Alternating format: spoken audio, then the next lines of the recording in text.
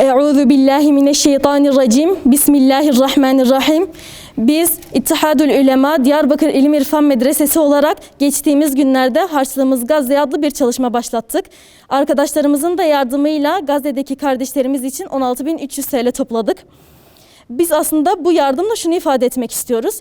Biz boykota ve yardıma devam ediyoruz ve Müslümanları da boykota ve yardıma devam etmeleri ve Gazze'yi gündemden asla ve asla düşürmemeleri üzerine davet ediyoruz. Son olarak zalim zulmüne devam ettiği müddetçe mazlumun yanında olmak bizim boynumuzun borcudur. Gazze'yi yeniden imar ve inşa etmek için başta medreseli kardeşlerimiz olmak üzere bütün Müslüman kardeşlerimizi bu yardıma katılmaya davet ediyoruz. Esselamu Aleyküm ve Rahmetullahi ve Berekatuhu.